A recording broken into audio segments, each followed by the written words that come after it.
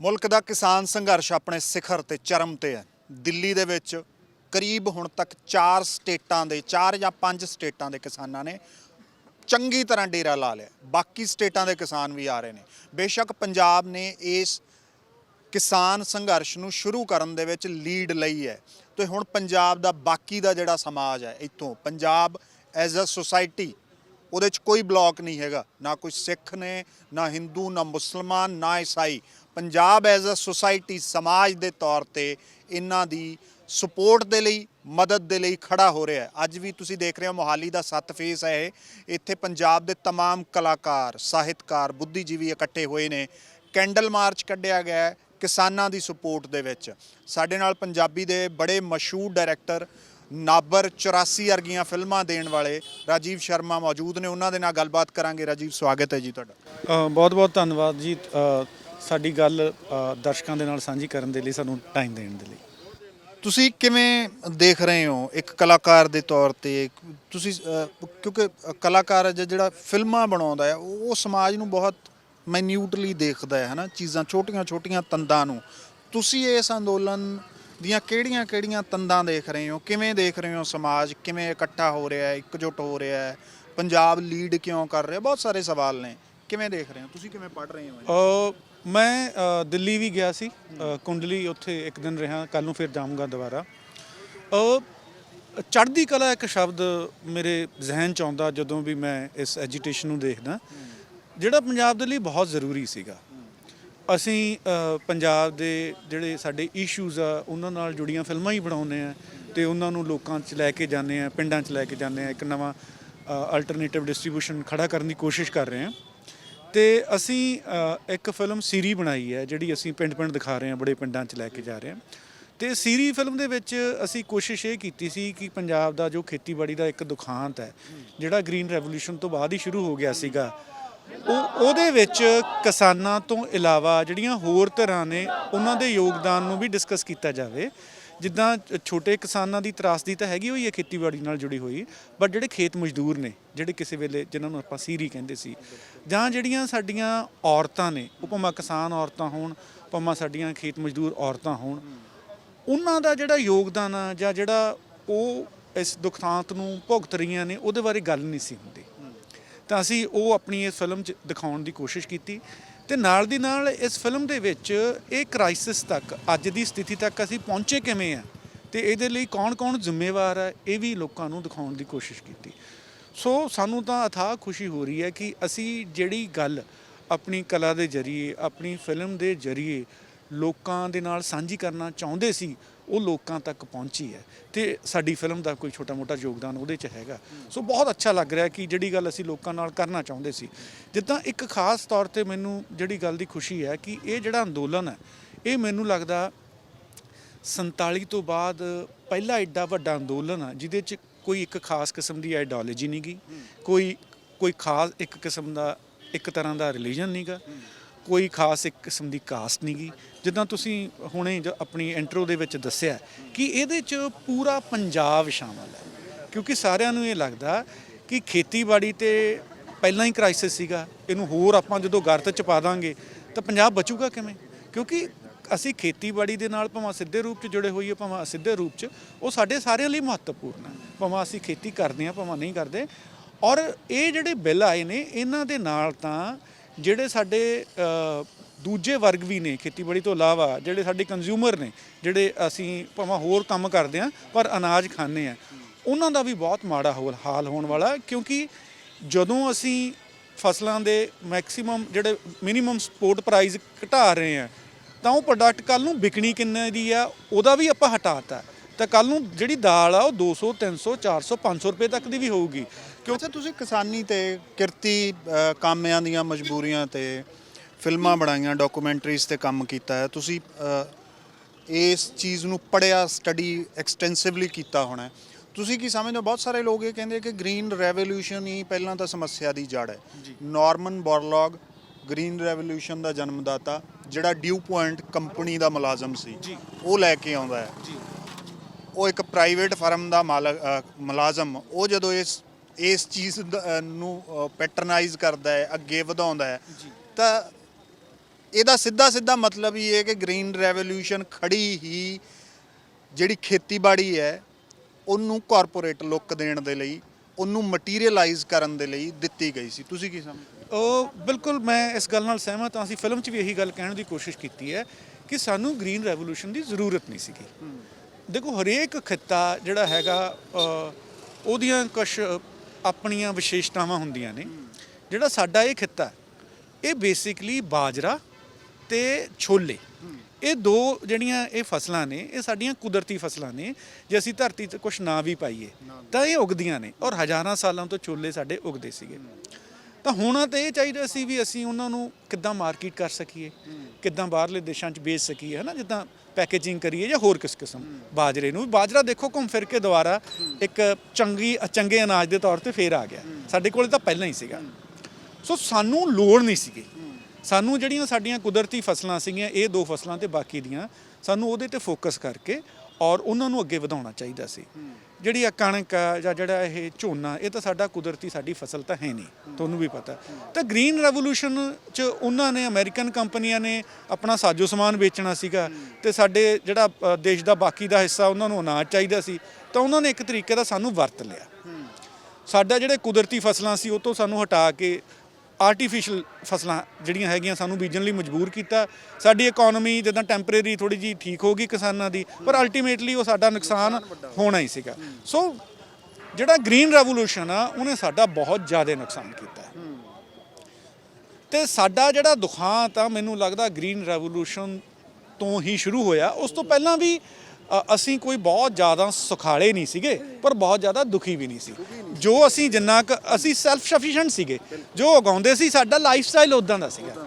ਸਾਨੂੰ ਇਹਨਾਂ ਨੇ ਕੁਝ ਸਾਲਾਂ ਦੇ ਲਈ ਜ਼ਿਆਦਾ ਪੈਸਾ ਆ ਗਿਆ ਸਾਡੇ ਹੱਥਾਂ 'ਚ, ਉਹਦੇ ਨਾਲ ਅਸੀਂ ਆਪਣਾ ਲਾਈਫ ਸਟਾਈਲ ਚੇਂਜ ਕਰ ਲਿਆ ਜਿਹੜਾ ਕੁਦਰਤੀ ਰੂਪ 'ਚ ਨਹੀਂ ਸੀ ਹੋਣਾ, ਜਾਂ ਆਪਣੇ ਇੱਕ ਇਵੋਲਵ ਹੁੰਦੇ ਅਸੀਂ ਹੌਲੀ ਹੌਲੀ ਕਰਦੇ। ਸੋ ਗ੍ਰੀਨ ਰੈਵੋਲੂਸ਼ਨ ਨੇ ਡੈਫੀਨੇਟਲੀ ਸਾਡਾ ਬਹੁਤ ਜ਼ਿਆਦਾ ਨੁਕਸਾਨ ਕੀਤਾ। ਔਰ ਗ੍ਰੀਨ ਰੈਵੋਲੂਸ਼ਨ ਦੇ ਪਿੱਛੇ ਪੂਰੀ ਦੀ ਪੂਰੀ ਪੋਲਿਟਿਕਸ ਹੈ ਕਾਰਪੋਰੇਟ ਹਾਊਸਿਸ ਦੀ।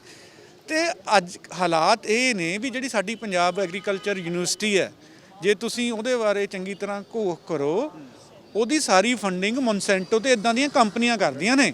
ਫਿਰ ਆਪਾਂ ਕਿਵੇਂ ਉਮੀਦ ਕਰ ਸਕਦੇ ਹਾਂ ਕਿ ਉਹ ਕਿਸਾਨ ਪੱਖੀ ਕੋਈ ਖੋਜ ਕਰਨਗੇ ਜਾਂ ਕੋਈ ਬੀਜ ਬਣਾਉਣਗੇ ਜਾਂ ਕੋਈ ਇਦਾਂ ਦੀ ਚੀਜ਼ ਲੈ ਕੇ ਆਉਣਗੇ ਜਿਹਦਾ ਫਾਇਦਾ ਸਾਰੀ ਲੋਕਾਈ ਨੂੰ ਹੋਵੇ। ਉੱਦਾਂ ਦੀ ਜੇ ਕੋਈ ਖੋਜ ਹੋਊਗੀ, ਮੋਨਸੈਂਟੋ ਕਹੂਗੀ ਇਹਨੂੰ ਘਰੇ ਰੱਖੋ, ਅਸੀਂ ਤੁਹਾਨੂੰ ਫੰਡਿੰਗ ਕਰਦੇ ਹਾਂ, ਜੋ ਸਾਨੂੰ ਸੂਟ ਕਰਦਾ ਤੁਸੀਂ ਉਹ ਲੈ ਕੇ ਆਓ। ਸੋ ਲੋਕੀ ਇਹਦੇ ਬਾਰੇ ਅਵੇਅਰ ਹੋ ਰਹੇ ਨੇ, ਬਹੁਤ ਖੁਸ਼ੀ ਦੀ ਗੱਲ ਹੈ। ਕਿਉਂਕਿ ਜੇ ਐਜੀਟੇਸ਼ਨ ਕਿਸੇ ਇੱਕ ਪਾਰਟਿਕੂਲਰ ਪਾਰਟੀ ਬਾਰੇ ਹੋਵੇ ਤਾਂ ਸਾਨੂੰ ਲੱਗਣਾ ਸੀ ਯਾਰ ਹਲੇ ਵੀ ਅਸੀਂ ਅਵੇਅਰ ਨਹੀਂ ਗਏ। ਦੇਖੋ ਅੱਜ ਜੋ ਬੀਜੇਪੀ ਕਰ ਰਹੀ ਹੈ ਉਹ ਤਾਂ ਮਾੜਾ ਹੈਗਾ ਹੀ ਹੈ, ਕਿਉਂਕਿ ਉਹਦੇ 'ਚ ਹੋਰ ਬੜੀਆਂ ਸਾਰੀਆਂ ਪ੍ਰੋਬਲਮਸ ਨੇ, ਪਰ ਕਾਂਗਰਸ ਵੀ ਇਹੀ ਕਰ ਰਹੀ ਸੀ। ਇਹ ਕਾਂਗਰਸ ਦੇ ਰਾਜ 'ਚ ਸ਼ੁਰੂ ਹੋਇਆ। ਕਲੋਨੀਅਲ ਏਰਾ ਤੋਂ ਬਾਅਦ ਜਿੰਨਾ ਮਤਲਬ ਕੰਮ ਹੋਇਆ ਜਿਸ ਤਰੀਕੇ ਦੇ ਨਾਲ, ਉਹ ਇਹ ਹੋਇਆ ਕਿ ਜਿਹੜੇ ਵੱਡੇ ਕਾਰਪੋਰੇਟਸ ਨੇ ਉਹ ਖੜੇ ਕੀਤੇ ਜਾਣ, ਉਹ ਮਜ਼ਬੂਤ ਕੀਤੇ ਜਾਣ, ਕੰਜ਼ਿਊਮਰਾਈਜ਼ ਕਰਤਾ ਜਾਵੇ ਪੂਰੀ ਦੁਨੀਆ ਨੂੰ। ਔਰ ਉਹ ਹੋ ਗਿਆ। ਗ੍ਰੀਨ ਰੈਵੋਲੂਸ਼ਨ ਵੀ ਉਸੇ ਦਾ, ਜਦੋਂ ਵਰਲਡ ਵਾਰ ਤੋਂ ਬਾਅਦ ਪੂਰੀ ਦੁਨੀਆ ਦੀ ਇਕਨੋਮੀ ਡਿੱਗੀ ਹੁੰਦੀ ਹੈ ਤਾਂ ਉਦੋਂ ਨਾਰਮਨ ਬੋਰਲੌਗ ਵਰਗਾ ਬੰਦਾ ਗ੍ਰੀਨ ਰੈਵੋਲੂਸ਼ਨ ਦੀ ਦੁਹਾਈ ਦਿੰਦਾ, ਗ੍ਰੀਨ ਰੈਵੋਲੂਸ਼ਨ ਹੋ ਜਾਂਦੀ ਹੈ। ਪਰ ਉਹਨੇ ਸਾਡੇ ਤੇ ਕੀ ਅਸਰ ਪਾਏ? ਉਸ ਤੋਂ ਵੱਡੀ ਗੱਲ ਇਹ ਹੈ ਕਿ ਹੁਣ ਜਿਹੜੇ ਅਸਰ ਪੈਣੇ ਸੀ ਇਹ ਤਾਂ ਪੈ ਗਏ। ਹਾਲੇ ਵੀ ਜਿਹੜੀ ਕਲੀਨ ਚਿੱਟ ਹੈ, ਹੁਣ ਜੇ ਉਹ ਗ੍ਰੀਨ ਰੈਵੋਲੂਸ਼ਨ ਦਾ ਹੀ ਕਾਰਨ ਹੈ ਕਿ ਅੱਜ ਜੇ ਸਾਡਾ ਕਿਸਾਨ ਪਰਾਲੀ ਸਾੜਦਾ ਹੈ, ਤੁਸੀਂ ਲਾਇਆ ਉਹਨੂੰ ਝੋਨੇ ਤੇ, ਅਸੀਂ ਬੀਜਦੇ ਨਹੀਂ ਸੀਗੇ, ਹੁਣ ਜਦੋਂ ਲਾਤਾ ਤੇ ਹੁਣ ਜਿਹੜੀ ਪੋਲਿਊਸ਼ਨ ਦੀ ਸਾਰੀ ਜ਼ਿੰਮੇਵਾਰੀ ਹੈ ਉਹ ਸਿਰਫ ਤੁਸੀਂ ਕਿਸਾਨ ਤੇ ਪਾ ਦਿੰਦੇ ਹੋ। ਜਿਹੜੀਆਂ ਚਿਮਨੀਆਂ 'ਚ ਧੂੰਆਂ ਨਿਕਲਦਾ ਉਹਨਾਂ ਤੇ ਕੋਈ ਜੁਰਮਾਨਾ ਨਹੀਂ, ਪਰਾਲੀ ਤੇ 1 ਕਰੋੜ ਦਾ ਜੁਰਮਾਨਾ। ਤੁਸੀਂ ਇਹਨੂੰ ਕਿਵੇਂ ਦੇਖਦੇ ਹੋ? ਮੈਨੂੰ ਇਹ ਲੱਗਦਾ ਕਿ ਇਹ ਸਾਰੀ ਪਾਲਿਸੀ ਮੇਕਿੰਗ ਦੀ ਖੇਡ ਹੈ ਸਾਰੀ, ਤੇ ਇਹਦੇ 'ਚ ਸਭ ਤੋਂ ਵੱਧ ਤੇਜ਼ੀ ਆਈ 90ਵੇਂ ਦੇ ਸ਼ੁਰੂ 'ਚ, ਜਦੋਂ ਅਸੀਂ ਨਿਊ ਲਿਬਰਲ ਪਾਲਿਸੀਜ਼ ਲੈ ਕੇ ਆਏ। ਉਹਦਾ ਕਿਤੇ ਨਾ ਕਿਤੇ ਰਸ਼ੀਆ ਦੀ ਜਿਹੜਾ ਖਾਤਮਾ ਹੋਇਆ ਉਹਦੇ ਨਾਲ ਵੀ ਜੁੜੀ ਹੋਈ ਹੈ, ਕਿਉਂਕਿ ਉਦੋਂ ਤੱਕ ਉਹ ਬਲੌਕ ਸੀਗਾ, ਉਹ ਢਹਿ ਢੇਰੀ ਹੋ ਗਿਆ ਜੋ ਵੀ ਉੱਥੋਂ ਦੇ ਹਾਲਾਤ ਸੀਗੇ। ਉਹਦੇ ਕਰਕੇ ਅਸੀਂ ਨਿਊ ਲਿਬਰਲ ਪਾਲਿਸੀ ਲੈ ਆਏ। ਦੇਖੋ ਜਿਹੜਾ ਕੰਮ ਗਵਰਨਮੈਂਟ ਨੇ ਕਰਨਾ ਚਾਹੀਦਾ ਸੀਗਾ ਉਹ ਉਹਨਾਂ ਨੂੰ ਲੱਗਿਆ ਕਿ ਅਸੀਂ ਤਾਂ ਨਹੀਂ ਕਰ ਸਕਦੇ, ਸ਼ਾਇਦ ਜਿਹੜੇ ਬਿਜ਼ਨਸ ਘਰਾਣੇ ਨੇ ਇਹ ਕਰਨਗੇ, ਤੁਹਾਡੀ ਮੁਕਤੀ ਇਹਨਾਂ ਦੇ ਹੱਥ 'ਚ ਹੋਊਗੀ। ਤੇ ਅਸੀਂ ਕੀ ਕਰ ਰਹੇ ਹਾਂ ਕਿ ਅਸੀਂ ਜਿਹੜੇ ਮਤਲਬ ਖੜੇ ਕੀਤੇ ਆਪਣੇ ਪਬਲਿਕ ਇੰਸਟੀਟਿਊਸ਼ਨਸ, ਉਹ ਅਸੀਂ ਚਲਾ ਨਹੀਂ ਸਕੇ ਵਧੀਆ ਤਰੀਕੇ ਨਾਲ। ਪਰ ਉਹ ਇੱਦਾਂ ਨਹੀਂ ਕਿ ਉਹ ਪ੍ਰੋਫਿਟੇਬਲ ਨਹੀਂ ਸੀਗੇ ਜਾਂ ਲੋਕਾਂ ਨੂੰ ਉਹਨਾਂ ਦਾ ਫਾਇਦਾ ਨਹੀਂ ਸੀਗਾ, ਅਸੀਂ ਉਹਨਾਂ ਨੂੰ ਚੰਗੀ ਤਰ੍ਹਾਂ ਚਲਾਇਆ ਨਹੀਂ। ਤੇ ਉਹਨਾਂ ਨੂੰ ਚੰਗੀ ਤਰ੍ਹਾਂ ਚਲਾਉਣ ਦੀ ਬਜਾਏ ਅਸੀਂ ਉਹਨਾਂ ਨੂੰ ਸਸਤਾ ਵੇਚ ਰਹੇ ਹਾਂ ਬਿਜ਼ਨਸ ਘਰਾਣਿਆਂ ਨੂੰ, ਤੇ ਉਹਨਾਂ ਨੇ ਉਹ ਤੋਂ ਹੀ ਫਾਇਦਾ ਉਠਾਉਣਾ ਤੇ ਉਹਨਾਂ ਨੂੰ ਪ੍ਰੋਫਿਟੇਬਲ ਕਰਨਾ। ਸੋ ਜਿਹੜੀ ਸਾਨੂੰ ਇਸ ਐਜੀਟੇਸ਼ਨ 'ਚ ਇੱਕ ਗੱਲ ਸਮਝ ਆਈ ਹੈ ਨਾ, ਜਿੱਦਾਂ ਮੈਂ ਜਿਹੜੀ ਗੱਲ ਜਿੱਥੇ ਪਿਛਲੀ ਵਾਰੀ ਖਤਮ ਕੀਤੀ ਸੀ, ਕਿ ਪਾਰਟੀ ਕਾਂਗਰਸ ਹੋਵੇ, ਬੀਜੇਪੀ ਹੋਵੇ, ਕੋਈ ਹੋਵੇ, ਜਦੋਂ ਤੱਕ ਸਾਨੂੰ ਇਹ ਨਹੀਂ ਸਮਝ ਆਊਗੀ ਕਿ ਸਾਡੀ ਲੋਕ ਕਾਰਪੋਰੇਟ ਹਾਊਸਿਸ ਕਰ ਰਹੇ ਨੇ, ਉਹ ਸਮਝ ਆ ਗਈ।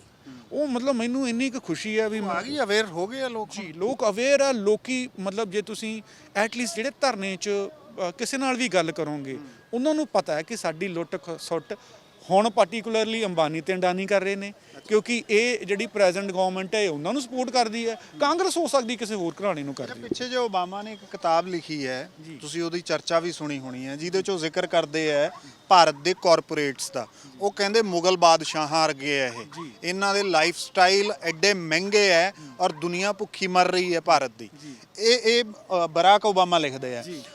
ਇੱਕ ਪਾਸੇ ਬਰਾਕ ਓਬਾਮਾ ਦੀ ਇਹ ਕਿਤਾਬ ਆਉਣੀ ਔਰ ਦੂਜੇ ਪਾਸੇ ਇਸ ਤਰੀਕੇ ਦੇ ਨਾਲ ਜਿਹੜਾ ਅਵੇਅਰ ਹੋ ਜਾਣਾ। ਆਉਣ ਵਾਲੇ ਟਾਈਮ ਦੇ ਵਿੱਚ ਜਿਹੜੇ ਵੱਡੇ ਕਾਰਪੋਰੇਟ ਹਾਊਸਿਸ ਨੇ ਜਾਂ ਜਿੰਨੀਆਂ ਨਿਊ ਲਿਬਰਲ ਪਾਲਿਸੀਜ਼ ਅਸੀਂ ਅਡਾਪਟ ਕੀਤੀਆਂ ਜਾਂ ਨਿਊ ਇੰਪੀਰੀਅਲਿਜ਼ਮ ਕਹਿ ਦਿੰਦੇ ਆ, ਕਿਸੇ ਅਲੱਗ-ਅਲੱਗ ਨਾਂ ਨੇ, ਇਹਨਾਂ ਦੇ ਲਈ ਖਤਰਾ ਹੈ ਜਾਂ ਕਿਰਤੀ ਉੱਠੂਗਾ ਹੁਣ? ਬਿਲਕੁਲ ਉੱਠੂਗਾ ਜੀ। ਜੋ ਮਤਲਬ ਮੇਰੇ ਲੂੰ ਕੰਡੇ ਖੜੇ ਹੋ ਰਹੇ ਜਦੋਂ ਮੈਂ ਤੁਹਾਡੇ ਨਾਲ ਗੱਲ ਕਰ ਰਿਹਾ, ਕਿਉਂਕਿ ਅਸੀਂ ਤਾਂ ਇੰਨੇ ਸਾਲਾਂ ਤੋਂ ਲੱਗੇ ਹੋਏ ਸੀਗੇ, ਨਾਟਕਾਂ ਦੇ ਜ਼ਰੀਏ ਕਹਿ ਲਓ ਜਾਂ ਹੁਣ ਕੁਝ ਸਾਲਾਂ ਤੋਂ ਫਿਲਮਾਂ ਦੇ ਜ਼ਰੀਏ ਕਹਿ ਲਓ, ਇਹ ਗੱਲ ਸਮਝਾਉਣ ਨੂੰ ਲੱਗੇ ਸੀ ਤੇ ਸਾਨੂੰ ਲੱਗਦਾ ਵੀ ਉਹ ਗੱਲ ਸਮਝ ਆ ਗਈ। ਹੁਣ ਹੋਰ ਡਿਟੇਲ 'ਚ ਜਾਣਗੇ, ਲੋਕੀ ਸਮਝਣ ਦੀ ਕੋਸ਼ਿਸ਼ ਕਰਨਗੇ, ਹੈ ਨਾ। ਮਤਲਬ ਉਹਨਾਂ ਨੂੰ ਹੋ ਸਕਦਾ ਵੀ ਉਹਨਾਂ ਨੂੰ ਇਹ ਨਾ ਸਮਝ ਆਵੇ ਵੀ ਮਨਸੈਂਟੋ ਕਿਹੜੀ ਕੰਪਨੀ ਹੈ, ਦੂਸਰੀ ਕਿਹੜੀ ਹੈ, ਪਰ ਹੌਲੀ ਹੌਲੀ ਪਹੁੰਚਣਗੇ ਉੱਥੇ। ਸੋ ਇਹ ਮੈਨੂੰ ਲੱਗਦਾ ਸਾਡੀ ਇਹ ਵਾਲੀ ਜਿਹੜੀ ਐਜੀਟੇਸ਼ਨ ਹੈ ਨਾ। ਔਰ ਦੂਸਰਾ ਇਹ ਹੈ ਕਿ ਅਸੀਂ ਜਿਹੜਾ ਬਾਕੀ ਸਾਰਾ ਇਜ਼ਮ ਤੋਂ ਬਾਹਰ ਨਿਕਲੇ ਹਾਂ, ਅਸੀਂ ਸਾਰੇ ਇਕੱਠੇ ਹੋ ਕੇ ਲੜ ਰਹੇ ਹਾਂ। ਪੰਜਾਬ ਨੇ ਇਦਾਂ ਦੀ ਲੜਾਈ ਦੇਖੀ ਨਹੀਂ ਗਈ। ਨਕਸਲਾਈਟ ਮੂਵਮੈਂਟ ਸੀਗੀ, ਉਹ ਇੱਕ ਖਾਸ ਆਈਡੀਓਲੋਜੀ ਨੂੰ ਲੈ ਕੇ ਸੀ। ਮੈਂ ਪਰਸਨਲੀ ਉਹਨੂੰ ਮੰਨਦਾ ਨਹੀਂ ਮੰਨਦਾ, ਉਹ ਅਲੱਗ ਗੱਲ ਹੈ। ਉਸ ਤੋਂ ਬਾਅਦ ਚਲੋ ਸਿੱਖ ਮਿਲੀਟੈਂਸ ਮੂਵਮੈਂਟ ਆਈ, ਉਹਨਾਂ ਦੇ ਆਪਣੇ ਮਸਲੇ ਸੀਗੇ, ਪਰ ਇਹ ਮੂਵਮੈਂਟ ਦੇ ਵਿੱਚ ਅਸੀਂ ਸਾਰੇ ਇਕੱਠੇ ਹਾਂ। ਔਰ ਜਿਹੜੇ ਸਾਡੇ ਕੋਈ ਪੰਜਾਬੀਆਂ ਦੇ ਆਈਡੀਓਲੋਜੀ ਨੂੰ ਲੈ ਕੇ ਛੋਟੇ-ਮੋਟੇ ਮਤਭੇਦ ਨੇ, ਉਹ ਰਹਿਣ, ਕੋਈ ਗੱਲ ਨਹੀਂ, ਪਰ ਸਾਨੂੰ ਹੁਣ ਇਹ ਸਮਝ ਆ ਗਈ ਕਿ ਸਾਡਾ ਜਿਹੜਾ ਦੁਸ਼ਮਣ ਆ ਉਹ ਸਾਂਝਾ। ਤੇ ਅਸੀਂ ਜਿਹੜੀਆਂ ਸਾਰੀਆਂ ਧਿਰਾਂ ਲੜ ਰਹੀਆਂ ਨੇ, ਉਹਦੇ 'ਚ ਅਸੀਂ ਇਹ ਵੀ ਸਾਰਿਆਂ ਨੂੰ ਅਪੀਲ ਕਰਦੇ ਹਾਂ ਵੀ ਸਾਡੇ ਮਸਲੇ ਰਹਿਣਗੇ ਛੋਟੇ-ਮੋਟੇ। ਰਿਲੀਜਨ ਨੂੰ ਲੈ ਕੇ ਆਪਣੀ ਸਮਝ ਹੋ ਸਕਦੀ ਹੈ, ਕਿਸੇ ਚੀਜ਼ ਨੂੰ ਕਿਵੇਂ ਟੈਕਲ ਕਰਨਾ ਉਹਦੀ ਸਾਡੀ ਅਲੱਗ-ਅਲੱਗ ਸਮਝ ਹੋ ਸਕਦੀ ਹੈ, ਪਰ ਸਾਂਝਾ ਦੁਸ਼ਮਣ ਸਾਡਾ ਹੈਗਾ। ਪਹਿਲਾਂ ਉਹਨੂੰ ਢਾਈਏ, ਆਪਸ 'ਚ ਵੀ ਨਜਿੱਠਾਂਗੇ। ਵੀ ਸਾਨੂੰ ਫਿਲਹਾਲ ਇੱਕ ਇਜ਼ਮ ਵਾਲੀ ਗੱਲ ਬੜੀ ਸੋਹਣੀ ਕੀਤੀ ਹੈ ਰਾਜੀਵ ਹੋਰਾਂ ਨੇ। ਇੱਥੇ ਵੀ ਤੁਸੀਂ ਦੇਖ ਰਹੇ ਹੋ ਜਦੋਂ, ਤਾਂ ਇੱਥੇ ਕੋਈ ਇਜ਼ਮ ਨਹੀਂ ਹੈ। ਇਜ਼ਮ ਤੋਂ ਮਤਲਬ ਇਹ ਹੈ ਕਿ ਇੱਥੇ ਤੁਹਾਨੂੰ ਹਿੰਦੂ ਵੀ ਦਿਖ ਜਾਣਗੇ, ਰਾਜੀਵ ਸ਼ਰਮਾ ਖੜੇ ਨੇ ਇੱਥੇ, ਸਿੱਖ ਵੀ ਨੇ ਪਗੜੀ ਧਾਰੀ, ਇੱਥੇ ਮੁਸਲਿਮ ਮੁੰਡੇ ਵੀ ਹੋਣਗੇ, ਈਸਾਈ ਵੀ ਹੋਣਗੇ। ਜਿਹੜੇ ਬਲੌਕਸ ਸੀਗੇ ਨਾ ਸੋਸਾਇਟੀ 'ਚ, ਚਾਹੇ ਉਹ ਰਿਲੀਜੀਅਸ ਸੀ, ਚਾਹੇ ਜੈਂਡਰ ਬਲੌਕ ਸੀ, ਜਿਵੇਂ ਦੇ ਵੀ ਹੈ, ਜਾਤੀਵਾਦੀ ਸੀ, ਉਹ ਜਿਹੜੀ ਹਿੰਦੂਇਜ਼ਮ, ਸਿੱਖਇਜ਼ਮ, ਕ੍ਰਿਸਚਨਇਜ਼ਮ, ਇਹ ਇਜ਼ਮ ਖਤਮ ਹੋ ਗਈ ਹੈ, ਇਸ ਅੰਦੋਲਨ ਨੇ ਕਰਤੀ ਹੈ। ਔਰ ਇਹ ਇੱਕ ਪੋਜ਼ਿਟਿਵ ਪੱਖ ਹੈ ਜੀ। ਮੈਂ ਇੱਕ ਬਿਲਕੁਲ, ਮੈਨੂੰ ਹਮੇਸ਼ਾ ਇਹ ਵੀ ਲੱਗਦਾ ਸੀ ਵੀ ਮੈਂ ਜਿੱਦਾਂ ਆਪਣੀਆਂ ਫਿਲਮਾਂ ਬਣਾਉਣਾ, ਮੈਨੂੰ ਇਹ ਲੱਗਦਾ ਸੀ ਕਿ ਜਿਹੜੀ ਸਾਡੀ ਔਰਤ ਹੈ, ਉਹਦੀ ਜਿਹੜੀ ਸਾਡੀ ਕੰਟਰੀਬਿਊਸ਼ਨ ਹੈਗੀ ਸੋਸਾਇਟੀ ਨੂੰ, ਅਸੀਂ ਉਹਨੂੰ ਐਕਨੋਲੇਜ ਨਹੀਂ ਕਰਦੇ, ਭਾਵੇਂ ਕਿਸਾਨੀ 'ਚ ਹੋਵੇ, ਭਾਵੇਂ ਅਦਰਵਾਈਜ਼ ਹੋਵੇ। ਤਾਂ ਮੈਂ ਆਪਣੀ ਫਿਲਮਾਂ 'ਚ ਦਿਖਾਉਣਾ ਇਹ ਸ਼ੁਰੂ ਕੀਤਾ ਕਿ ਜਿੱਦਾਂ ਚੰਮ ਫਿਲਮ ਜਿਹੜੀ ਅਸੀਂ ਲੱਖ ਲੋਕਾਂ ਨੂੰ ਦਿਖਾਈ, ਕਿ ਉਹਦੇ 'ਚ ਔਰਤਾਂ ਐਂਡ 'ਚ ਲੀਡ ਕਰਦੀਆਂ ਪਿੰਡ ਨੂੰ ਗੰਡਾਸੇ ਚੁੱਕ ਕੇ। ਤੇ ਉਹ ਉਦੋਂ ਥੋੜਾ ਜਿਹਾ ਕਹਿ ਲਓ ਇਦਾਂ ਸੀਗਾ ਕਿ ਆਈਡੀਅਲਿਸਟਿਕ ਗੱਲ ਸੀ, ਪਰ ਇਹ 3 ਸਾਲਾਂ ਦੀ ਹੋ ਗਿਆ ਤੇ 3 ਸਾਲ 'ਚ ਉਹ ਸਾਡੇ ਸਾਹਮਣੇ ਆ ਗਿਆ। ਸੋ ਸਾਨੂੰ ਬਹੁਤ ਅੱਛਾ ਮਹਿਸੂਸ ਹੋ ਰਿਹਾ ਔਰਤਾਂ ਦੀ ਗੱਲ। ਫਿਰ ਜਿਹੜੇ ਸਾਡੇ ਖੇਤ ਮਜ਼ਦੂਰ ਸੀਗੇ, ਅੱਜ ਹੀ ਜ਼ਮੀਨ ਪ੍ਰਾਪਤੀ ਸੰਘਰਸ਼ ਕਮੇਟੀ ਜੁੜੀ ਆ ਉੱਥੇ ਜਾ ਕੇ, ਉਹਨਾਂ ਨੂੰ ਇਹ ਨਹੀਂ ਲੱਗਦਾ ਵੀ ਸਾਡਾ ਤਾਂ ਕਿਸਾਨਾਂ ਨਾਲ ਕਿਤੇ ਮਾੜਾ ਮੋਟਾ ਕਨਫਲਿਕਟ ਵੀ ਰਿਹਾ। ਉਹ ਕਹਿੰਦੇ ਕੋਈ ਗੱਲ ਨਹੀਂ, ਬਾਅਦ 'ਚ ਨਜਿੱਠ ਲਾਂਗੇ, ਫਿਲਹਾਲ ਅਸੀਂ ਸਾਰੇ ਪੰਜਾਬੀ ਇਕੱਠੇ ਹਾਂ। ਸੋ ਪੰਜਾਬੀ ਕਿਸਾਨ ਹੋਣ, ਖੇਤ ਮਜ਼ਦੂਰ ਹੋਣ, ਅਸੀਂ ਕਿਸੇ ਵੀ ਕਾਸਟ ਨੂੰ ਬਿਲੋਂਗ ਕਰਦੇ ਹੋਈਏ, ਅਸੀਂ ਕਿਸੇ ਵੀ ਜੈਂਡਰ ਨੂੰ ਬਿਲੋਂਗ ਕਰਦੇ ਹੋਈਏ, ਅਸੀਂ ਸਾਰੇ ਇਕੱਠੇ ਹਾਂ। ਸੋ ਮੈਨੂੰ ਲੱਗਦਾ ਇਸ ਤੋਂ ਵੱਡੀ ਕੋਈ ਖੁਸ਼ੀ ਦੀ ਗੱਲ ਹੋ ਨਹੀਂ ਸਕਦੀ। ਸੋ ਚੜ੍ਹਦੀ ਕਲਾ 'ਚ ਆ। ਇਹਦਾ ਜੋ ਵੀ ਰਿਜ਼ਲਟ ਨਿਕਲੇ ਇਸ ਐਜੀਟੇਸ਼ਨ ਦਾ, ਇਸ ਐਜੀਟੇਸ਼ਨ ਨੇ ਸਾਨੂੰ ਬਹੁਤ ਕੁਝ ਆਲਰੇਡੀ ਦੇ ਦਿੱਤਾ। ਤੇ ਅੱਛਾ, ਇੱਕ ਇਹ ਹੈ, ਇਸ ਤਰ੍ਹਾਂ ਦੇ ਅੰਦੋਲਨ, ਇਹ ਨਵੀਂ ਪੀੜ੍ਹੀ ਅਸੀਂ ਦੇਖ ਰਹੇ ਹਾਂ, ਇਨਫੋਰਮੇਸ਼ਨ ਟੈਕਨੋਲੋਜੀ ਦਾ ਜ਼ਮਾਨਾ ਹੈ, ਇਸੇ ਹਿਸਾਬ ਨਾਲ ਹੁਣ ਅੰਦੋਲਨ ਹੋ ਰਹੇ ਹੈਗੇ। ਇਹ ਨਵੀਂ ਤਰੀਕੇ ਦੀ ਇਵੋਲਵਮੈਂਟ ਹੈ, ਇਹ ਵੀ ਅਸੀਂ ਦੇਖ ਰਹੇ ਹਾਂ ਕਿ ਕਿਸ ਤਰੀਕੇ ਦੇ ਨਾਲ ਸਮਾਜ ਬਦਲ ਰਿਹਾ, ਸੋਸਾਇਟੀ ਬਦਲ ਰਹੀ ਹੈ। ਇਹਦੇ 'ਚ ਮਿਸ ਇਨਫੋਰਮੇਸ਼ਨ, ਡਿਸਇਨਫੋਰਮੇਸ਼ਨ, ਇਹ ਬਹੁਤ ਇੰਪੋਰਟੈਂਟ ਨੇ। ਤੁਸੀਂ ਕਿਵੇਂ ਇਹ ਰੋਕਣੇ ਹੈ, ਕਿਵੇਂ ਟੈਕਲ ਕਰਨੇ ਹੈ, ਕਿਉਂਕਿ ਅੰਦੋਲਨ ਨੂੰ ਖਾਲਿਸਤਾਨੀ ਰੰਗ ਦੇਣ ਦੀ ਕੋਸ਼ਿਸ਼ ਹੋ ਰਹੀ ਹੈ, ਕਿਤੇ ਪਾਕਿਸਤਾਨ ਦੀ ਸਾਜ਼ਿਸ਼ ਹੋ ਰਹੀ ਹੈ, ਕਿਤੇ ISI ਦੀ, ਮਤਲਬ ਇਹ ਬੜਾ ਜ਼ਰੂਰੀ ਹੈ। ਔਰ ਕਿਸਾਨ ਜਥੇਬੰਦੀਆਂ ਦੇ ਜਿਹੜੇ ਜ਼ਿਆਦਾਤਰ ਆਗੂ ਹੈ ਉਹ ਵਿਚਾਰੇ ਅਨਪੜ੍ਹ ਨੇ, ਇਹ ਰੋਕਣਾ ਬੜਾ ਜ਼ਰੂਰੀ ਹੈ। ਇਹਦੇ ਬਾਰੇ ਨਾ ਮੈਂ ਤੁਹਾਡੇ ਨਾਲ ਇੱਕ ਇੰਟਰਸਟਿੰਗ ਗੱਲ ਸ਼ੇਅਰ ਕਰੂੰਗਾ। ਉਹ ਹੈਗਾ ਕਿ ਜਿਹੜੇ ਸਾਡੇ ਵਰਗੇ ਥੋੜ੍ਹੇ ਬਹੁਤੇ ਅਵੇਅਰ ਨੇ, ਜਿੱਦਾਂ ਮੈਂ ਤਾਂ ਬਹੁਤ ਸਾਰੇ TV ਚੈਨਲ ਚਲਾਏ ਵੀ ਨੇ, ਇਹ ਸਾਡਾ ਜ਼ਿਆਦਾ ਵੱਡਾ ਫਰਜ਼ ਬਣ ਜਾਂਦਾ।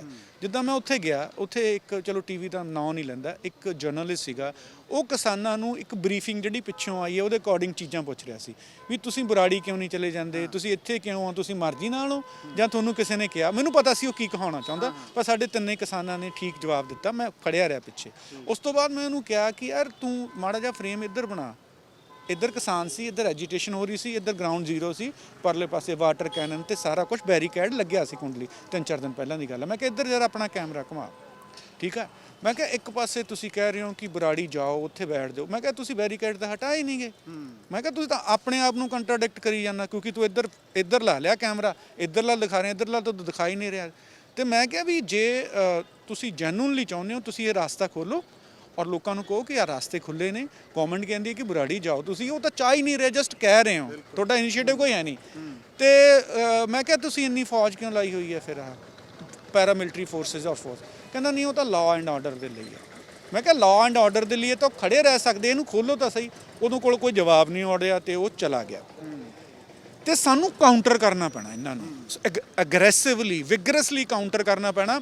ਦੇਖੋ ਇੱਕ ਬਹੁਤ ਹੋਰ ਬੜੀ ਖੁਸ਼ੀ ਦੀ ਗੱਲ ਹੈ ਕਿ ਜਿਹੜਾ ਸਾਡਾ ਯੂਥ ਹੈ ਉਹਦੇ ਬਾਰੇ ਅਸੀਂ ਇਹ ਕਹਿੰਦੇ ਆ ਕਿ ਉਹ ਡਾਟਾ ਜੇਬ 'ਚ ਲੈ ਕੇ ਘੁੰਮਦਾ ਅਤੇ ਉਹਦੇ 'ਚ ਹੀ ਬਿਜ਼ੀ ਹੈ। ਮੈਨੂੰ ਬਹੁਤ ਸਾਰੇ ਜਿਹੜੇ ਸਾਡੇ ਭੈਣ ਭਰਾ ਦੋਸਤ ਬਾਹਰ ਰਹਿੰਦੇ ਨੇ, ਜਿਹੜੇ ਥੋੜ੍ਹੇ ਜਿਹੇ ਇੰਗਲਿਸ਼ ਕਮਿਊਨੀਕੇਟ ਕਰ ਸਕਦੇ ਨੇ, ਪੜ੍ਹੇ ਲਿਖੇ ਨੇ, ਉਹ ਸਾਰੇ ਕਹਿੰਦੇ ਵੀ ਸਾਨੂੰ ਤਾਂ ਬਹੁਤ ਲੂਹੀਆਂ ਉੱਠਦੀਆਂ ਯਾਰ, ਤੁਹਾਨੂੰ ਦੇਖਦੇ ਹਾਂ, ਸਾਨੂੰ ਲੱਗਦਾ ਅਸੀਂ ਭੱਜ ਕੇ ਆ ਜਾਈਏ। ਅਸੀਂ ਸਾਰੇ ਉਹਨਾਂ ਨੂੰ ਕਹਿੰਦੇ ਹਾਂ ਨਾ ਆਓ, ਤੁਸੀਂ ਸਾਡੇ ਤੋਂ ਵੀ ਵੱਡੀ ਲੜਾਈ ਲੜ ਸਕਦੇ ਹੋ। ਜਿਹੜੀ ਸਾਡੀ ਹਾਕਮ ਇਸ ਵੇਲੇ ਧਿਰ ਆ, ਉਹਨਾਂ ਨੇ ਇੱਕ ਫਾਲਸ IT ਸੈੱਲ ਖੜਾ ਕੀਤਾ ਹੋਇਆ, ਜਿਹ 'ਚ ਪੇਡ ਬੰਦੇ ਨੇ ਔਰ ਉਹਨਾਂ ਦਾ ਕੰਮ ਹੈ ਲਗਾਤਾਰ ਝੂਠ ਬੋਲਣਾ, ਲਗਾਤਾਰ ਝੂਠ ਬੋਲ ਕੇ ਲੋਕਾਂ ਨੂੰ ਗੁੰਮਰਾਹ ਕਰਨਾ। ਅਸੀਂ ਜਿਹੜੇ ਸਾਡੇ ਭੈਣ ਭਰਾ ਵੀਰ ਦੋਸਤ ਬਾਹਰ ਰਹਿ ਰਹੇ ਆ, ਮੈਨੂੰ ਆਸਟ੍ਰੇਲੀਆ ਤੋਂ ਫੋਨ ਆਇਆ, ਮੈਨੂੰ ਕੈਨੇਡਾ ਤੋਂ 2 ਫੋਨ ਆਏ, ਮੈਨੂੰ ਇੰਗਲੈਂਡ ਤੋਂ ਫੋਨ ਆਏ। ਮੈਂ ਸਾਰਿਆਂ ਨੂੰ ਕਿਹਾ, ਮੈਂ ਕਿਹਾ ਵੀ ਤੁਸੀਂ IT ਸੈੱਲ ਨੂੰ ਕਾਊਂਟਰ ਕਰੋ, ਤੁਸੀਂ ਸਰਗਰਮ ਹੋਵੋ ਟਵਿੱਟਰ ਦੇ ਉੱਤੇ, ਕਿਉਂਕਿ ਹਲੇ ਤੱਕ IT ਸੈੱਲ ਨੂੰ ਚੈਲੰਜ ਕਰਨ ਵਾਲੀ ਕੋਈ ਆਰਗੇਨਾਈਜ਼ਡ ਫੋਰਸ ਨਹੀਂ ਸੀ ਸਾਡੇ ਕੋਲ, ਕਿਉਂਕਿ ਉਹਨਾਂ ਨੇ ਇੰਪਲੋਈ ਕੀਤਾ ਹੋਇਆ, ਉਹਨਾਂ ਕੋਲ ਫੰਡਿੰਗ ਹੈਗੀ ਕਾਰਪੋਰੇਟ ਹਾਊਸਿਸ ਦੀ। ਤਾਂ ਸਾਡੇ ਜਵਾਕਾਂ ਨੇ ਕਹਿ ਲਓ, ਸਾਡੇ ਤੋਂ ਛੋਟੇ ਨੇ ਵੱਡੇ, ਉਹਨਾਂ ਨੇ ਨੇਰੀ ਲਿਆਤੀ। ਹੁਣ ਕੋਈ ਵੀ ਚੀਜ਼ ਜਿਹੜੀ IT ਸੈੱਲ ਟ੍ਰੈਂਡ ਕਰਵਾਉਣਾ ਚਾਹੁੰਦਾ, ਉਹ ਟ੍ਰੈਂਡਿੰਗ 'ਚ ਰਹਿੰਦੀ ਨਹੀਂ, ਉਹ ਥੱਲੇ ਗਿਰ ਜਾਂਦੀ ਹੈ ਨਾ। ਸੋ ਇਹ ਵੀ ਇੱਕ ਅਵੇਅਰਨੈਸ ਹੈ, ਸਾਡੇ ਬੰਦਿਆਂ ਨੂੰ ਪਤਾ ਲੱਗ ਗਿਆ ਵੀ ਅਸੀਂ ਲੜਾਈ ਕਿੱਥੇ ਕਿੱਥੇ ਲੜਨੀ ਹੈ। ਮਤਲਬ ਇਹ ਹੈ ਕਿ ਇਹ ਇੱਕ ਚੰਗਾ ਪੱਖ ਹੈ ਕਿ ਇੱਕ ਸੁਸਾਇਟੀ ਨੇ ਜਿਹੜਾ ਪੂਰਾ, ਕਿਉਂਕਿ ਜੇ ਸਰਕਾਰ ਦਾ IT ਸੈੱਲ ਜਾਂ ਇੱਕ ਪਾਰਟੀ ਦਾ IT ਸੈੱਲ, ਮਤਲਬ ਉਹਦੇ ਤੇ ਬਹੁਤ ਸਾਰੀ ਕਾਰਪੋਰੇਟ ਮਸ਼ੀਨਰੀ, ਪੈਸਾ, ਸੋਰਸਿਸ ਝੋਕੇ ਹੋਏ ਆ ਉਹਨਾਂ ਨੇ, ਪਰ ਇੱਕ ਸੁਸਾਇਟੀ ਨੇ ਉਹ ਹਰਾਤਾ, ਬਿਲਕੁਲ ਹਰਾਤਾ। ਔਰ ਉਹ ਸਾਰੇ ਦੇਖੋ, ਮਤਲਬ ਮੈਂ ਜਿਨ੍ਹਾਂ ਦੀ ਗੱਲ ਕਰ ਰਿਹਾ ਉਹ ਜਸਟ ਐਗਜ਼ਾਮਪਲਸ ਨੇ, ਉੱਦਾਂ ਦੇ ਹਜ਼ਾਰਾਂ ਹੋਰ ਹੋਣਗੇ। ਉਹ ਸਾਰੇ ਅਲੱਗ-ਅਲੱਗ ਵਿਚਾਰਧਾਰਾ ਤੋਂ ਆਉਂਦੇ ਨੇ ਬੰਦੇ, ਇਹ ਹੈ ਗੱਲ, ਪਰ ਉਹਨਾਂ ਦਾ ਸਾਂਝਾ ਮਿਸ਼ਨ ਇੱਕ ਹੈ। ਅਸੀਂ ਭਾਵੇਂ ਬਾਅਦ 'ਚ ਆਪਸ 'ਚ ਗਾਲੀ ਗਲੋਚ ਹੋ ਜਾਈਏ, ਲੜ ਲਈਏ। ਮੈਂ ਦੇਖ ਰਿਹਾ ਕਿਉਂਕਿ ਮੈਂ ਮਤਲਬ ਚਲੋ ਫੇਸਬੁੱਕ ਇੱਕ ਗੱਲ ਕਰਦੇ ਹਾਂ, ਮੇਰੇ ਫੇਸਬੁੱਕ 'ਤੇ ਬਹੁਤ ਡਿਵਰਸ ਲੋਕ ਨੇ, ਮੇਰੀ ਸਰਟਨ ਆਈਡੀਓਲੋਜੀ ਹੈ ਉਹਦੇ ਨਾਲ ਜੁੜੇ ਹੋਏ ਨੇ, ਕਿਸੇ ਆਈਡੀਓਲੋਜੀ ਨੂੰ ਮੈਂ ਵੈਸੇ ਰਿਗਾਰਡ ਕਰਦਾ, ਰਿਸਪੈਕਟ ਕਰਦਾ, ਉਹਦੇ ਨਾਲ ਜੁੜੇ ਹੋਏ ਲੋਕ ਨੇ। ਉਹਨਾਂ ਦਾ ਆਪਸ 'ਚ ਭਾਵੇਂ ਕੋਈ ਸਹਿਮਤੀ ਨਾ ਵੀ ਹੋਵੇ, ਪਰ ਇਸ ਮੌਕੇ 'ਤੇ ਸਾਰੇ ਇਕੱਠੇ ਨੇ। ਸੋ ਇਹ IT ਸੈੱਲ ਨੂੰ ਇਸੇ ਕਰਕੇ ਅਸੀਂ ਹਰਾ ਸਕੇ ਹਾਂ, ਭਾਵੇਂ ਹਲੇ ਸ਼ੁਰੂਆਤ ਹੀ ਹੈ। ਇਹ ਬਹੁਤ ਵੱਡੀ ਅਚੀਵਮੈਂਟ ਹੈ, ਕਿਉਂਕਿ ਅਸੀਂ ਗਰਾਊਂਡ 'ਤੇ ਵੀ ਲੜ ਰਹੇ ਹਾਂ, ਅਸੀਂ ਡਿਜੀਟਲ ਪਲੇਟਫਾਰਮ 'ਤੇ ਵੀ ਲੜ ਰਹੇ ਹਾਂ, ਕਿਉਂਕਿ ਅੱਜ ਦੀ ਲੜਾਈ ਦੋਨੇ ਜਗ੍ਹਾ 'ਤੇ ਲੜਨੀ ਜ਼ਰੂਰੀ ਹੈ। ਸੋ ਮਤਲਬ ਇਸ ਐਜੀਟੇਸ਼ਨ ਨੇ ਪੰਜਾਬ ਨੂੰ ਬਹੁਤ ਕੁਝ ਦਿੱਤਾ, ਦੁਬਾਰਾ ਖੜਾ ਕਰਤਾ, ਕਿਉਂਕਿ ਅਸੀਂ ਆਪ ਵੀ ਡਿਪਰੈਸ਼ਨ ਚਲੇ ਜਾਂਦੇ ਸੀ ਕਈ ਵਾਰੀ। ਇੱਦਾਂ ਲੱਗਦਾ ਸੀ ਵੀ ਅਸੀਂ ਐਫਰਟ ਤਾਂ ਕਰ ਰਹੇ ਹਾਂ ਆਰਟ ਦੇ ਜ਼ਰੀਏ, ਕਿ ਇਹਦਾ ਕੋਈ ਨਤੀਜਾ ਨਿਕਲ ਰਿਹਾ, ਕੁਝ ਹੋ ਰਿਹਾ ਕਿ ਨਹੀਂ ਹੋ ਰਿਹਾ, ਪਰ ਉਹਦੇ ਰਿਜ਼ਲਟ ਹੁਣ ਦੇਖਣ ਨੂੰ ਮਿਲ ਰਹੇ, ਰਿਫਲੈਕਟ ਹੋ ਰਿਹਾ। ਔਰ ਸਾਡੀਆਂ ਕਿਸਾਨ ਯੂਨੀਅਨ ਨੂੰ ਮੈਂ ਜ਼ਰੂਰ ਮੁਬਾਰਕਬਾਦ ਦੇਣਾ ਚਾਹੂੰਗਾ ਕਿ ਉਹਨਾਂ ਨੇ ਮਤਲਬ ਜਿਹੜੇ ਪਿਛਲੇ 25-30 ਸਾਲ ਮਿਹਨਤ ਕੀਤੀ ਹੈ, ਉਹ ਫਾਈਨਲੀ ਸਾਹਮਣੇ ਆ ਰਹੀ ਹੈ। ਕਾਡਰ ਵੀ ਜਿਹੜਾ ਹੈਗਾ ਵਾ ਕਿਸਾਨਾਂ ਨੂੰ ਜਿਨ੍ਹਾਂ ਨੂੰ ਆਪਾਂ ਨੂੰ ਇਹ ਲੱਗਦਾ ਕਿ ਸ਼ਾਇਦ ਉਹ ਟਿਪੀਕਲੀ ਜਿਹੜੀ ਐਜੂਕੇਸ਼ਨ ਹੁੰਦੀ ਹੈ ਉਸ ਕਿਸਮ ਨਾਲ ਨਹੀਂ ਪੜ੍ਹੇ ਲਿਖੇ, ਉਹ ਬਹੁਤ ਆਰਟੀਕੂਲੇਟ ਨੇ। ਮਤਲਬ ਮੈਨੂੰ ਬਹੁਤ ਖੁਸ਼ੀ ਹੋਈ ਉਹ 3 ਬੰਦਿਆਂ ਨੂੰ, ਜਿਹੜਾ ਬੰਦਾ ਉਲਝਾਉਣਾ ਚਾਹ ਰਿਹਾ ਸੀ ਉਹ ਕੋਈ ਵੀ ਨਹੀਂ ਉਲਝਿਆ। ਅੱਛਾ, ਇੱਕ ਤੁਸੀਂ ਵੀ ਇੰਡਸਟਰੀ ਤੋਂ ਹੋ, ਬੜੀ ਗੱਲਬਾਤ ਹੋ ਰਹੀ ਹੈ ਕੰਗਣਾ ਰਣੌਤ ਦੀ, ਉਹ 100 ਰੁਪਏ ਵਾਲਾ ਜਿਹੜਾ ਉਹਨੇ ਟਵੀਟ ਕੀਤਾ, ਤੇ ਇਹ ਲੋਕ ਦਰਅਸਲ ਕੀ ਕਰਨਾ ਚਾਹੁੰਦੇ ਹੈ, ਕੀ ਕਰ ਰਹੇ ਹੈਗੇ, ਇਹ ਪਹਿਲੀ ਗੱਲ ਤਾਂ ਇਹ ਕਿਉਂ ਕਰ ਰਹੇ ਹੈ, ਇਹ ਜ਼ਿਆਦਾ ਤੋਂ ਜ਼ਿਆਦਾ ਕੀ ਹਾਸਲ ਕਰ ਲੈਣਗੇ? ਦੇਖੋ ਇਹਦੇ ਪਿੱਛੇ ਦੇਖੋ ਉਹਨਾਂ ਦਾ ਆਪਣਾ ਕੰਮ ਹੈ, ਮੈਂ ਉਹਨਾਂ ਨੂੰ ਵੀ ਕ੍ਰੈਡਿਟ ਦਿੰਦਾ। ਉਹਨਾਂ ਦੀ ਆਈਡੀਓਲੋਜੀ ਨਾਲ ਅਸੀਂ ਬਿਲਕੁਲ ਸਹਿਮਤ ਨਹੀਂ, ਪਰ ਮਿਹਨਤ ਉਹਨਾਂ ਨੇ ਵੀ ਬਹੁਤ ਕੀਤੀ ਹੈ ਤੇ ਉਹਨਾਂ ਦੀ ਕਲੀਅਰ ਕੱਟ ਆਈਡੀਓਲੋਜੀ ਹਵਾ 'ਚ ਕੁਛ ਨਹੀਂ ਕਰ ਰਹੇ। ਦੇਖੋ ਜਿਹੜੀ ਸਾਡੀ ਫਿਲਮ ਇੰਡਸਟਰੀ ਹੈ ਇਹ ਬਹੁਤ ਹੀ ਕਹਿ ਲਓ ਸੈਕੂਲਰ ਹੈ, ਪਰ ਹਰੇਕ ਆਈਡੀਓਲੋਜੀ ਕੋਈ ਵੀ ਹੋਵੇ, ਹਰੇਕ ਆਈਡੀਓਲੋਜੀ ਮਾਨਵਤਾਵਾਦੀ ਜ਼ਰੂਰ ਹੋਣੀ ਚਾਹੀਦੀ ਹੈ, ਉਹ ਐਂਟੀ ਹਿਊਮਨ ਨਹੀਂ ਹੋਣੀ ਚਾਹੀਦੀ ਨੇ। ਦੇਖੋ ਇਹ ਅਸੀਂ ਚਾਹੁੰਦੇ ਆ, ਪਰ ਸਾਰੀਆਂ ਆਈਡੀਓਲੋਜੀ ਮਾਨਵਤਾਵਾਦੀ ਹੁੰਦੀਆਂ ਨਹੀਂ। ਹਿਟਲਰ ਸਾਹਿਬ ਕਿੱਥੇ ਸੀਗੇ ਮਾਨਵਤਾਵਾਦੀ? ਨਹੀਂ ਸੀਗੇ, ਹੋਰ ਵੀ ਬੜੇ ਨਹੀਂ ਹੋਣਗੇ। ਅੱਛਾ, ਮੈਂ ਕੀ ਕਹਿ ਰਿਹਾ ਕਿ ਫਿਰ ਇਹੋ ਜਿਹੀਆਂ ਆਈਡੀਓਲੋਜੀਜ਼ ਕੰਮ ਕਿਵੇਂ ਕਰ ਜਾਂਦੀਆਂ ਲੋਕਾਂ 'ਚ? ਕੋਈ ਇੱਕ ਹਿਊਮਨ ਕਿਸੇ ਦੂਜੇ ਹਿਊਮਨ ਦਾ ਐਂਟੀ ਕਿਵੇਂ ਸੋਚ ਸਕਦਾ, ਉਹ ਵੀ ਬਗੈਰ ਰੀਜ਼ਨ ਤੋਂ? ਲੋਕੀ ਸੋਚਦੇ ਆ, ਲੋਕੀ ਕੁਝ ਸਮੇਂ ਲਈ ਕਾਮਯਾਬ ਵੀ ਹੁੰਦੇ ਆ, ਪਰ ਉਹਨਾਂ ਦਾ ਖਾਤਮਾ ਹੁੰਦਾ, ਇਹਨਾਂ ਦਾ ਵੀ ਹੋਊਗਾ। ਫਿਲਹਾਲ ਉਹਨਾਂ ਨੇ ਮਿਹਨਤ ਕੀਤੀ ਹੈ, ਆਪਣਾ ਮਾੜਾ ਪੱਖ ਲੋਕਾਂ 'ਚ ਲਿਜਾਣ ਲਈ ਲੈ ਕੇ ਗਏ ਆ, ਪਰ ਲੋਕੀ ਹੌਲੀ ਹੌਲੀ ਅਵੇਅਰ ਹੋ ਰਹੇ ਆ। ਦੇਖੋ ਹਿਟਲਰ ਤੋਂ ਵੱਡੀ ਕੋਈ ਐਗਜ਼ਾਮਪਲ ਨਹੀਂ ਸਾਡੇ ਕੋਲ।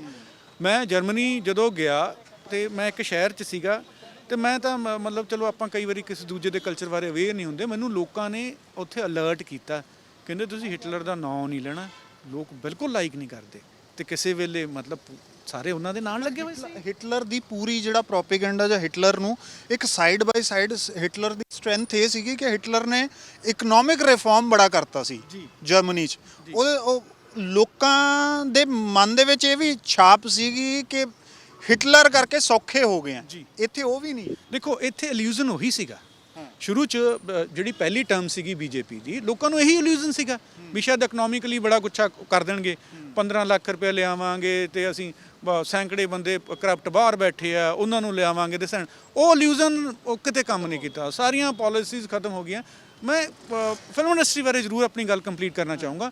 ਦੇਖੋ ਫਿਲਮ ਇੰਡਸਟਰੀ ਹੈਗੀ ਸੈਕੂਲਰ, ਮੇਰਾ ਆਪਣਾ ਪਰਸਨਲ ਐਕਸਪੀਰੀਅੰਸ ਹੈ ਕਿ ਜੇ ਤੁਸੀਂ ਟੈਲੈਂਟਡ ਹੋ, 100 'ਚੋਂ 90 ਤੋਂ 95 ਬੰਦੇ ਕਿਤੇ ਨਾ ਕਿਤੇ ਪਹੁੰਚਦੇ ਆ, if they are really talented. 4-5 ਹੋ ਸਕਦਾ ਕਿ ਨਾ ਪਹੁੰਚ ਸਕਦੇ ਹੋਣ, ਤੇ ਉੱਥੇ ਜੇ ਤੁਸੀਂ ਟੈਲੈਂਟਡ ਹੋ ਤਾਂ ਤੁਸੀਂ ਕਿਹੜੇ ਰਿਲੀਜਨ ਨੂੰ ਬਿਲੋਂਗ ਕਰਦੇ ਹੋ, ਕਿਹੜੀ ਕਾਸਟ ਨੂੰ ਬਿਲੋਂਗ ਕਰਦੇ ਹੋ, ਬਿਲਕੁਲ ਮੈਟਰ ਨਹੀਂ ਕਰਦਾ, ਠੀਕ ਹੈ। ਤੇ ਇਸ ਕਰਕੇ ਉੱਥੇ ਲੋਕੀ ਡਿਵਰਸ ਦਿਖਣਗੇ ਤੁਹਾਨੂੰ, ਟੈਕਨੀਸ਼ੀਅਨਸ ਵੀ, ਸਟਾਰ ਵੀ। ਹੁਣ ਬੀਜੇਪੀ ਨੂੰ ਲੱਗਦਾ ਵੀ ਇਹ ਤਾਂ ਗੜਬੜ ਹੈ ਯਾਰ, ਇਹਨਾਂ ਨੂੰ ਪੋਲਰਾਈਜ਼ ਕਰੀਏ, ਇਹਨਾਂ ਨੂੰ ਹਿੰਦੂ ਤੇ ਮੁਸਲਿਮ 'ਚ ਡਿਵਾਈਡ ਕਰੀਏ। ਉਹ ਹੀ ਟਰਾਈ ਕਰ ਰਿਹਾ ਉੱਥੇ। ਉਹ ਇੱਕ ਸੈਕੂਲਰ ਇੰਡਸਟਰੀ ਹੈ ਤੇ ਬਹੁਤ ਵੱਡੀ ਇੰਡਸਟਰੀ ਹੈ। ਉਹ ਸਿੰਪਲ ਜੀ ਗੇਮ ਆ, ਉਹਨਾਂ ਨੂੰ ਕੁਝ ਬੰਦੇ ਦਿਖ ਜਾਂਦੇ ਆ ਵੀ ਇਹ ਥੋੜ੍ਹੇ ਜਿਹੇ ਕਮਜ਼ੋਰ ਆ ਦਿਮਾਗੀ ਤੌਰ ਤੇ, ਇਹਨਾਂ ਨੂੰ ਵਰਤ ਲਓ ਥੋੜ੍ਹੇ ਜਿਹੇ ਲਾਲਚ ਦੇ ਕੇ, ਤੇ ਉਹ ਉਹੀ ਕਰ ਰਹੇ।